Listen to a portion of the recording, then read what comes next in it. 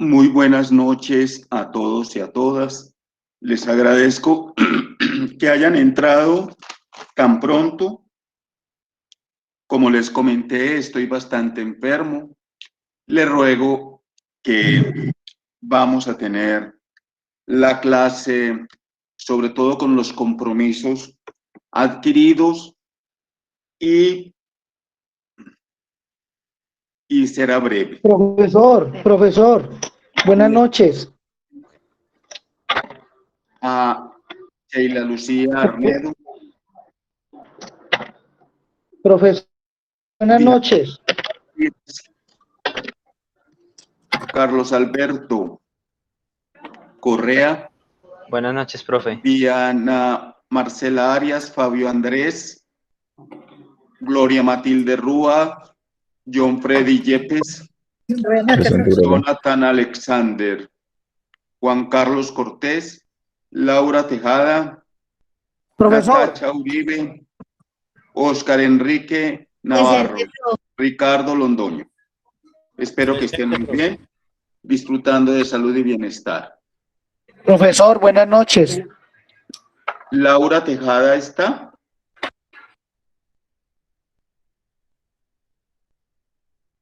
Laura. Sí, buenas noches. Hola, profe.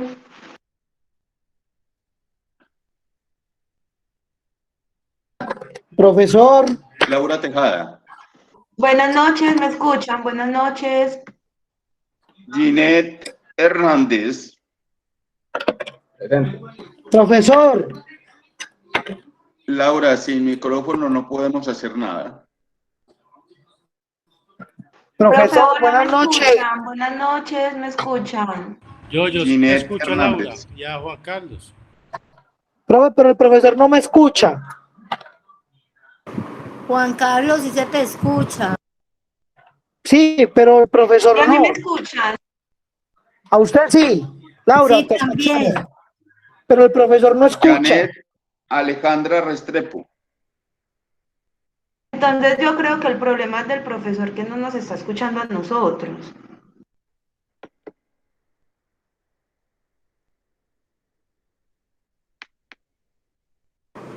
Profe, buenas noches. Lo que pasa es que usted sí nos está escuchando. Bueno, Venga, muchachas, digámosle al profesor que si quiere que... esas son las se exposiciones siente que habían muy quedado enfermo, pendientes hace 8 días.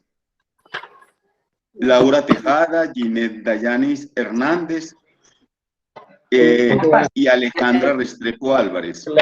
No, mija, yo parto esta vuelta no. Entonces, como no se puede, vamos a escuchar a los estudiantes de ingeniería que tienen ellos hoy preparada su exposición. Tengan la bondad. Profe, nosotros perdón. sí estamos en Gloria Matilde clase, Rúa. profe. Hola, profesor, buenas noches. Ay, no. Nosotros estamos en clase, profe. Ricardo. Profe, usted no nos escucha. Profesor. Matilde sí está. ¿Cierto que sí? Profe, sí estamos en clase. Sí. Profe. Sí, Profe, dígame. Escriban en sí el chat, escriban en el no se chat. escuchan a los estudiantes, que todos están diciendo que no los escuchas. Juan Carlos, No, ya los escucho a todos. Bueno, Gloria Matilde, bien puedas. Por favor, ayúdenme al profesor. Ya me ayudaron, Gloria Matilde, muy amable. Comience No usted, sé. por favor. Profe, no soy yo la que está diciendo eso, es Juan Carlos. No, por eso, pero alguien que comience porque estamos sobre el tiempo. Ricardo, ya, profe. Ricardo, ahí vamos a proyectar, profe. Muy bien. Listo. ¿Están viendo la presentación? Sí, muy Listo, bien. profe. Bueno, el tema es la sentencia 224 de 1994. Se trata de una demanda que instauró el ciudadano Alessandre Sochandamandou en uso de su derecho consagrado en el artículo 40, el numeral 6, que dice que tiene derecho a interponer acciones públicas en defensa de la Constitución y de la ley. Y del artículo 241, numeral 4 de la Constitución, que dice que puede decidir sobre las demandas de inconstitucionalidad. Entonces, Alessandre argumenta que el artículo 13 de la Ley 153 de 1887 viola el preámbulo de la Constitución Nacional, ya que en Colombia no tiene religión oficial. También dice Alessandre que vulnera el artículo 19 de la Constitución Nacional, ya que la norma afectada sujeta y subordina legalmente a las personas al cumplimiento de unas normas morales del cristianismo, normas que no son aplicables a quienes pertenecen a otra religión o creencia o alguna filosofía. También Alessandre nos dice que va en contravía de los artículos 1, 7 y 13 de la Constitución, ya que desconoce el pluralismo, la diversidad étnica y la cultura de los diferentes sectores de la nación colombiana, y también discrimina los principios morales de quienes no profesan la religión cristiana. También va en contravía de la Constitución Nacional y cuyo espíritu acepta y respeta la exigencia de diferentes conceptos y normas morales y exigencias de una moral autónoma cuya ley es dictada por su propia conciencia de la persona, pues por cada quien tiene derecho a escoger su religión o su creencia, y no por una instancia ajena a ella, ¿no? Que no puede ser dictada por alguien ajeno, por una religión que él no sigue o no está de acuerdo. Y por último también viola el título 2 del capítulo 5, que ese viene siendo el artículo 95 de la Constitución Política de Colombia, ya que desconoce los deberes y las obligaciones de las personas. No pueden ser determinados por consideraciones de carácter moral con connotaciones religiosas. Entonces, esos son los argumentos del joven Alessandre, el demandante, que da sus argumentos de esa demanda de inconstitucionalidad ante el artículo 13 de la Ley 153 de 1887. Entonces, sigue con los argumentos de la Corte Gloria Matilde. Bueno, dentro de los argumentos de la Corte, bueno, estos hacen referencia al artículo 13. Existen 7 argumentos, entre estos el que hemos tomado pues para hacer como una comparación es el de la moral y el derecho, toda vez que la moral y el derecho son los que buscan regular la conducta del hombre. Se dice que la moral pues es bilateral, que la moral es unilateral, perdón, y el derecho es bilateral. Podríamos decir que la moral gobierna el ámbito interno, no es coercitiva, pero para Kelsen es una obligación moral, que las normas que prescriben o permiten determinan la conducta. Sin llegar a esta, pues a tener una sanción, mientras que el derecho es bilateral, gobierna el ámbito externo, emplea una coerción para hacer cumplir. Para Kelsen es una obligación jurídica, sanciona las conductas contradictorias al orden social. Por lo anterior, no se condiciona la separación absoluta. Para George Ripper, son los tribunales los guardianes de la moral pública, mientras que para Josserand emana una de la otra de la conciencia humana y son productos sociales, buscan direccionar al hombre con una línea de conducta. El derecho se sirve de la moral revestida de un carácter obligatorio. Es decir, haciendo una síntesis, no es posible negar la relación que existe entre la moral y el derecho, y menos desconocer que las normas jurídicas en algunos casos tienen en cuenta la moral que se encuentra, pues es vigente para deducir las consecuencias sobre la validez de un acto jurídico. En cuanto a la decisión, pues como para ya irnos, en cuanto a la decisión de la Corte, vemos que se declara exequible el artículo 13 de la Ley 153 de 1887, declarando que se puede considerar la moral cristiana como una moral general. No podemos desconocer pues los salvamentos de voto que encontramos dentro de esta, toda vez que la doctora Marta Chisacá fundamenta su salvamento de voto manifestando que no hay una costumbre general, sino que hay costumbres locales, que estas no se pueden comparar. Es decir, nosotros no podemos venir a comparar las costumbres de los indígenas catío con los indígenas chamí, así sean de una sola etnia, pero estas tienen sus costumbres y tradiciones diferentes, como también no podemos comparar las costumbres, tradiciones de los afrodescendientes con las costumbres y tradiciones de los antioqueños, son totalmente diferentes. También vemos que Alejandro Martínez también en su salvamento de voto fundamenta y dice que iríamos en contra de la Constitución, toda vez que el artículo 19 garantiza la libertad, el artículo 19 de la Constitución garantiza la libertad de los cultos.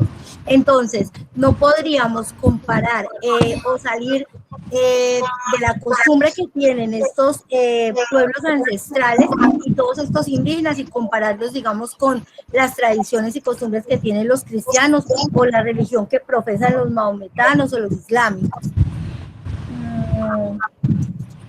Ya, esa sería nuestra exposición, profe. En conclusión, al artículo 13 de la ley 153 de 1887 no es contrario a la Constitución, por el contrario, la interpreta fielmente. En consecuencia, será declarado exequible. Eso lo dice pues la Corte. Entonces ya la decisión de la Corte dice que el rito dispuesto la Corte Constitucional, administrando justicia en nombre del pueblo y por mandato de la Constitución, resuelve declararse exequible al artículo 13 de la Ley 153 de 1987, entendiéndose que la expresión moral cristiana significa moral general o moral social, como se dice en la parte emotiva de esta sentencia. Ya está la corta exposición de nosotros. Espero que le haya quedado claro pues la posición de Alessandre y la posición de la Corte Constitucional. Muchas gracias a ustedes. Muchas gracias a Gloria Matilde Rúa y a Ricardo Londoño Martínez. Ay, mi madre. Laura Tejada. Ya tiene micrófono, Laura. Laura Tejada. Ginette Dayanis Hernández.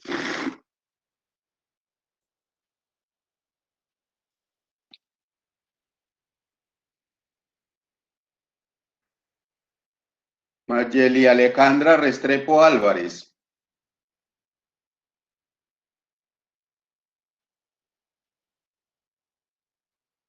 Bueno. No aparecen. Llevamos 15 días en estas.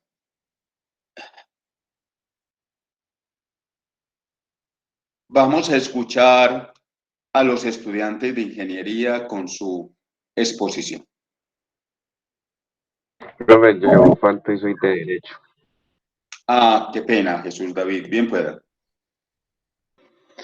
Bueno, profe, con relación a la sentencia C224 del 94, en esta sentencia se hace un análisis sobre la constitucionalidad del artículo 13 de la ley 153 de 1887 que consagra la costumbre, siendo general y conforme con la moral cristiana, constituye derecho a falta de legislación positiva.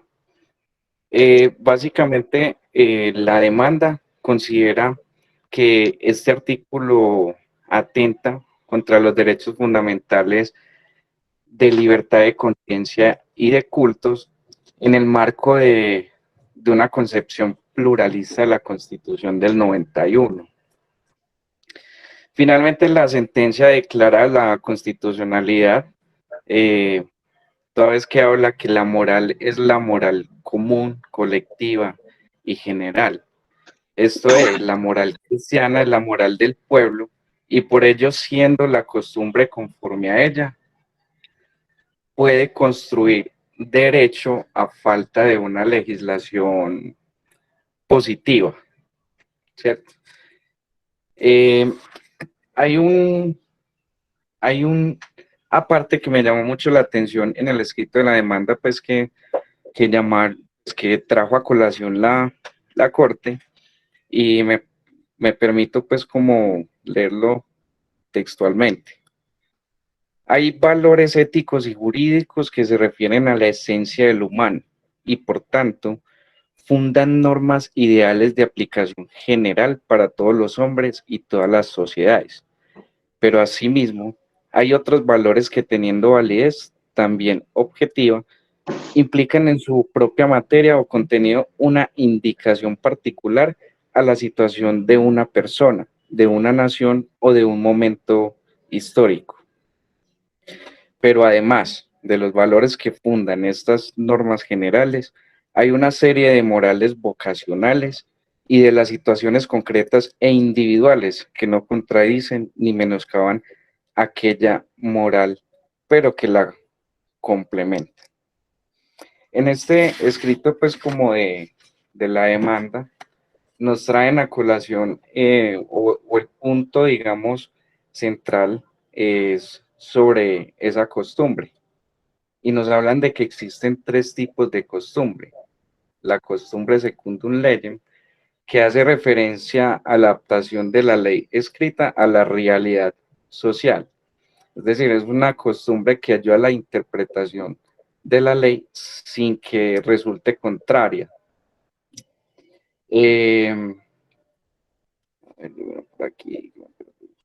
Bueno, nos hablaba también de que se afirma como 2 elementos de la costumbre que son fundamentales. Uno que es el material u objetivo, que es la reiteración de la conducta. Y el otro, que es el subjetivo psicológico, que es la convicción de la obligatoriedad derivada de la reiteración de la conducta. Entonces, digamos que básicamente esta sentencia se centra pues como en definir pues como toda esta parte y inclusive un salvamento de voto donde el magistrado decía que este señalamiento o la expresión conforme la moral cristiana resultaba contraria a la Constitución del 91, porque privilegiaba una concepción religiosa, la católica. Y segundo, porque en segundo lugar define esa moral cristiana como una moral social, puesto que está desconociendo la diversidad étnica y cultural, pues como de la nación. Y dicen los magistrados que asimilar la moral cristiana con la moral social es someter la moral al principio de las mayorías. Pues hoy en Colombia pertenece, pues digamos, persiste la mayoría adeptos a lo que es el credo cristiano. Pues finalmente pues la sentencia, para no alargarme mucho, termina pues como reconociendo la constitucionalidad del texto. Básicamente eso era como lo que quería expresar, profe. Ok, muchas gracias, Jesús David, muy claro y contundente. Muchas gracias, profe. De las estudiantes que nombré, ninguna. Las llamo la última vez. Laura Tejada, Ginette Dayanis Hernández, Mayet Alejandra Restrepo. Profe, Alejandra Restrepo tiene la abuela muy enferma, parece que es de COVID, entonces que no puede ingresar. Ah, bueno. Bueno, entonces escuchemos a los estudiantes de ingeniería, por favor. Muy buenas noches, profe y compañeros, espero que estén muy bien. Hola. Nosotros vamos a sobre eso del cuaderno institucional de ética en ingeniería. Uh-huh.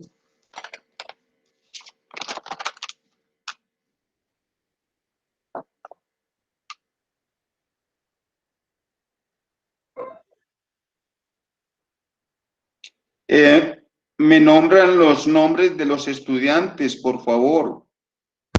Claro que sí, profe. Somos Juan Diego Chaparro Lozano, Jonathan Alexander Cardona Wilder y mi persona, John Freddy Yepes Molina.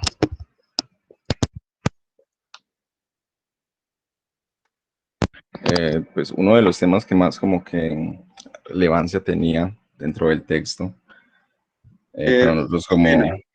Otra vez los nombres, que no pude copiar sino uno. Claro que sí, profe. Juan Diego Chaparro Lozano. Sí. Jonathan Alexander Cardona Wilder.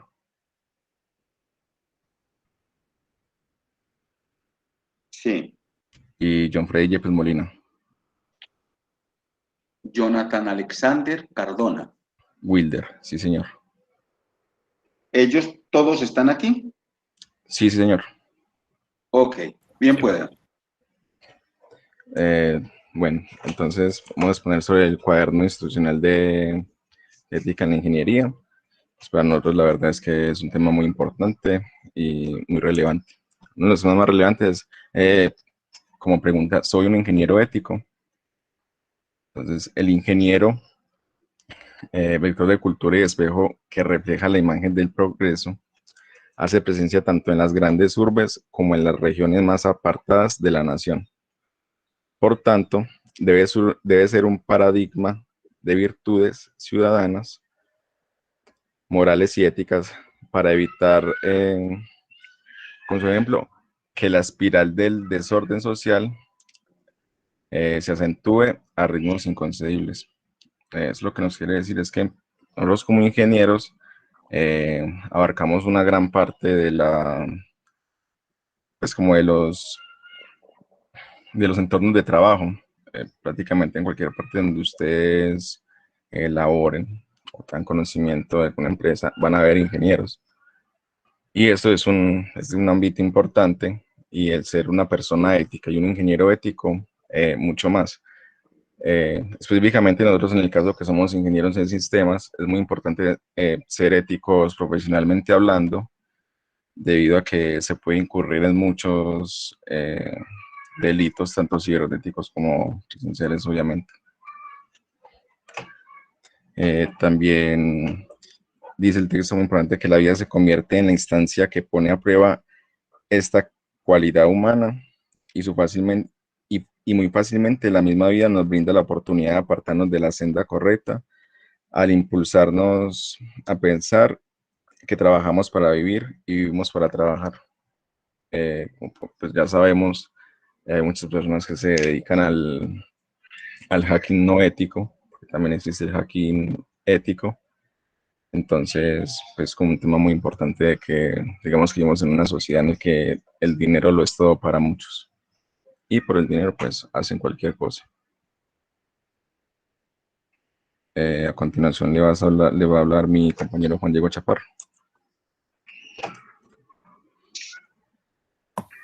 Bueno, buenas noches. Les vengo pues a hablar del tema de la ética en la profesión de ingeniería. Entonces, pues para el ingeniero es de vital importancia recordar que cuando se habla de la ética, el origen y significado de la palabra tiene sus razones.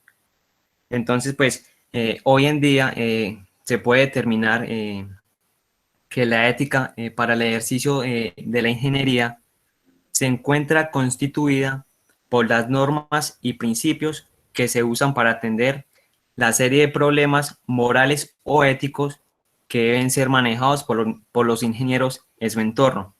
Entonces, pues la ética tiene como objeto los actos que el ser humano realiza de modo consciente y libre. Entonces, por lo tanto, lo humano y lo ético se convierten en expresiones relacionadas que remiten una de la otra. Entonces, pues, al hablar de ética en la ingeniería, pues nos permite pues, el análisis de las actuaciones laborales o profesionales. Las orientaciones actuales abarcan pues una serie de procedimientos, normas, códigos de conducta, filosofía profesional, manejo y uso pues de la información, así como la calidad en el diseño, ejecución y manejo de materiales de las obras, productos o servicios que pues el ingeniero ofrece. Entonces pues en este orden de ideas, la ética del ingeniero inicia para entregar y ejemplarizar una nueva cultura profesional como el modelo de las nuevas generaciones, ratificando pues el compromiso de los mismos, orientado su actuación hacia los valores como lo es la responsabilidad, la integridad, el liderazgo, la honestidad, el bienestar, entre otros, ¿cierto? Y pues esto debe fomentarse pues en las comunidades y en esos gremios pues de ingeniería para difundirlo pues a las universidades y así pues a las dichas asociaciones deben pues considerarlo como un acierto para sus profesionales y pues así mirarlo como un beneficio para la sociedad.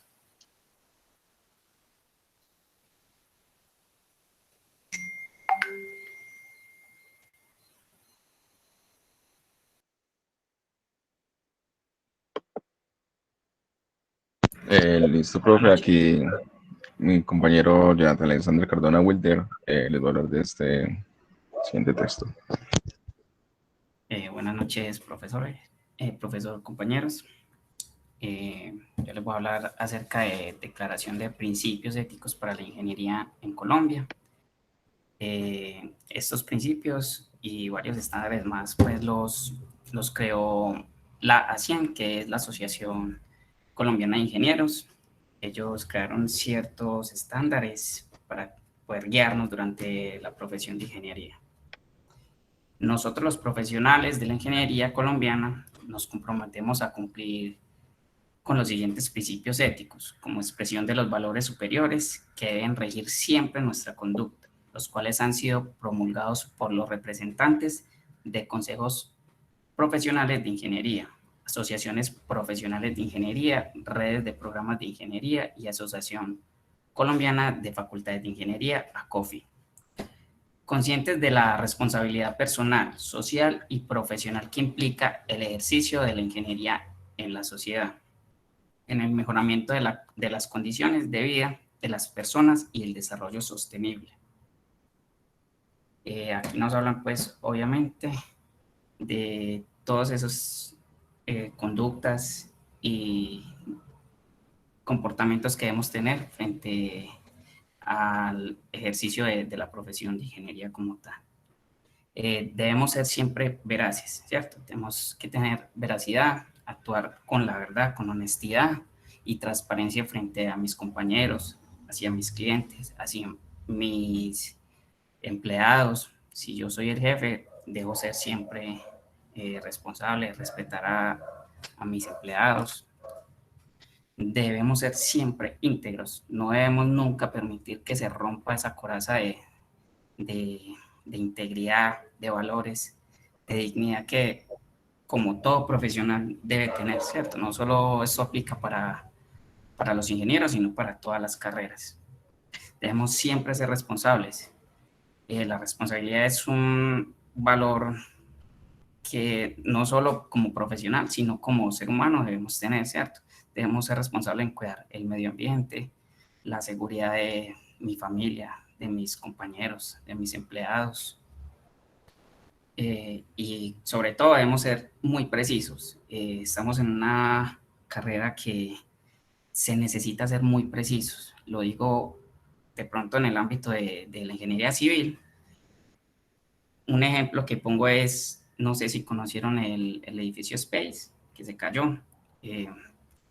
De pronto no alcancé a escuchar bien, pues si el problema fue de cálculo matemático frente a los planos, pero se ve la irresponsabilidad total en la imprecisión, pues, de los cálculos, sobre todo de las personas que fueron los contratistas. Los materiales que usaron fueron de la peor calidad. Esto, pues, deja muy mal parado a los ingenieros y siempre tenemos que ser responsables, veraces, íntegros y con la mejor precisión posible para ejercer esta profesión.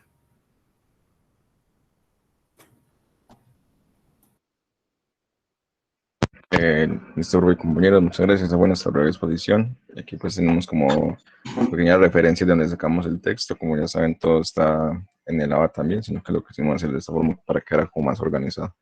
Les agradezco mucho y que estén muy bien. Bueno, a ustedes, muy amables, se fueron a lo esencial y se trataba era de eso, de ir a lo esencial. Muchas gracias. A usted, profe, que esté muy bien. Con mucho gusto, profe. Con mucho gusto, profe. Profe, Dime. buenas noches. Yo soy Gine Dayanis Hernández Álvarez y tenía como la exposición pendiente para hoy. Yo la tengo lista, pero tengo como, o sea, me estoy conectando como con datos, entonces no sé si me dé como para transmitir la pantalla. Ah, pero puedes hablar. Sí, Sí, obviamente bien, les mando las diapositivas como al grupo, ¿está bien? bien pueda, sí. Profe, otra cosa es que Laura estaba conectada al principio y se salió creyendo que ella era la que tenía problemas con el micrófono y ahora está intentando ingresar y Y no no ha ha podido. podido. ¿Y qué será? A ver, yo veo si está. No, no está. El profe nos tenía bloqueado a todos. Bien pueda, Dayanis.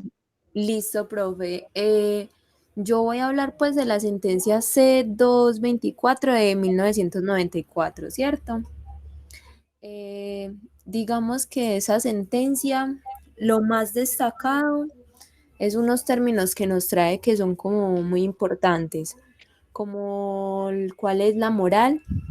Nos dice que en cuanto a la jurisprudencia no constituye un factor individual, pues las sanciones de los actos jurídicos se tiene pues esa moral social vigente en cuenta, prevaleciente en cada pueblo, ¿cierto? Como la costumbre nos trae que resulta de la conducta instintiva de la comunidad y forma parte de la Constitución por el principio referente a la democracia participativa. Luego nos trae como otros como términos que se desprenden de la costumbre, que es costumbre secund legem, que se define como ese que existe cuando el legislador remite la solución a la costumbre. También tenemos la costumbre pretem legem, que es relativa a un asunto no contemplado por la ley dictada por el legislador, ¿cierto? Y como último tenemos la costumbre contra legem, que es contraria a la ley creada pues por el Estado. También tenemos pues como unos datos iniciales, que es el autor pues, de la sentencia, que sería la Corte Constitucional. Esto es una sentencia constitucional. La fecha es el 25 de octubre de 1993 y el magistrado ponente fue Jorge Arango Mejía. Las normas pues demandadas dentro de esta sentencia fue la ley 153 de 1887, la ley 61 de 1886 y la 57 de 1887. En los hechos pues de esta demanda, el ciudadano Alexander, Alexander, presentó una demanda de inconstitucionalidad del artículo 13 de la ley 153 de 1887, que dice: la costumbre, siendo general y conforme con la moral cristiana, constituye derecho a la falta de legislación positiva. Digamos que los argumentos de esa demanda fue el preámbulo de la Constitución, el artículo 19 de la Constitución, artículo 1, 7 y 13 de la Constitución. Dentro de la demanda podemos identificar como problemática jurídica, como primero constituye la moral una fuente de derecho, ¿cierto? También podemos ver, contradice, digamos, ese término de moralidad cristiana a los principios constitucionales del Estado laico de Colombia. Y como último, excluye el inciso primero del artículo 230 de la Constitución, la costumbre como fuente del derecho. Digamos que dentro de eso están las consideraciones de la Corte, que nos dice, pues, primeramente, que no es posible negar la relación entre la moral y el derecho, ¿cierto? Nos dice que la moral es social, no individual, que podrá tener validez una costumbre que no corresponda a la costumbre religiosa de todo el país. También, si bien la Constitución de 1991 determina la separación entre iglesia y Estado, esto no cambia la moral social. También ahí pues está como la clasificación de la costumbre, que fue como los tres términos que les dije ahorita: pretem legem, secund legem y contra legem. Con respecto a la problemática, la Corte, digamos que se puede ver qué opina con base a la primera pregunta, que dice: ¿constituye la moral una fuente de derecho? Nos dice que sí, ya que las normas jurídicas en algunos casos tienen en cuenta la moral vigente para deducir consecuencias sobre la validez de un acto jurídico. De esa forma, la moral afecta directamente el derecho, pues adicionalmente condiciona a la costumbre, que es también como la mayor fuente de derecho, ¿cierto? La costumbre de derecho, siendo general y conforme con la moral cristiana, constituye derecho a falta de la legislación positiva. Eso nos dice el artículo 13 de la ley 153 de 1887. Digamos como con la segunda problemática, que nos dice: contradice el término moral cristiana a los principios constitucionales del Estado laico de Colombia. Según eso nos dice pues que no, el término moral cristiana no contradice los principios constitucionales, pues este hace referencia a la moral social colombiana.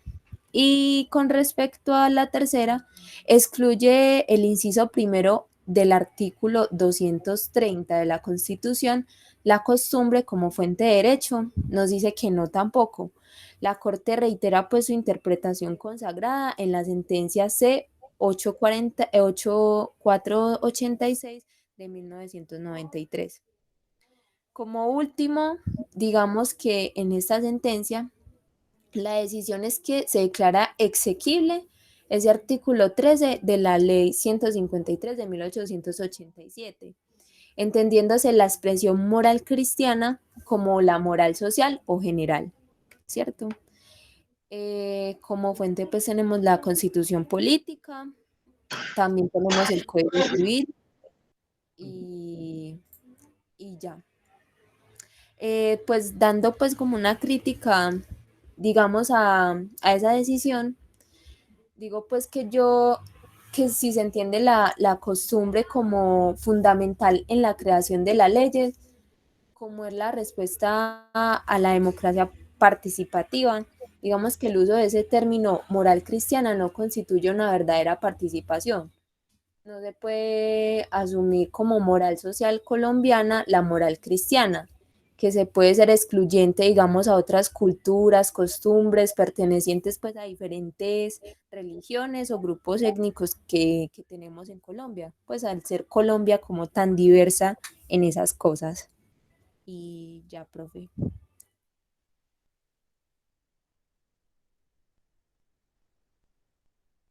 ¿Listo? Sí, profe. Bueno, muy amable. ¿Me repite su nombre, por favor?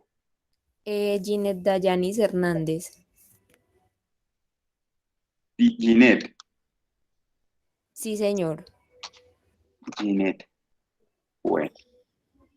Les agradezco a todos su comprensión. Como se pudieron haber dado cuenta, estoy bastante afectado. Quiera Dios que dentro de 8 días esté mejor para la actividad que tenemos y dentro de 15 el examen parcial final. Les agradezco mucho su comprensión y nos encontramos entonces dentro de 8 días. Espero me excusen, pero de verdad es que estoy bastante indispuesto.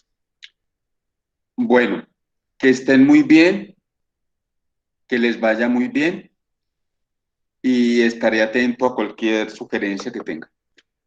Con relación a lo del ABA, perdón, con relación a los que fueron al Congreso, ellos tendrán una participación especial.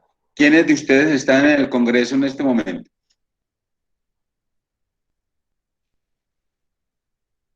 Ninguno. Bueno, entonces no votemos corriente.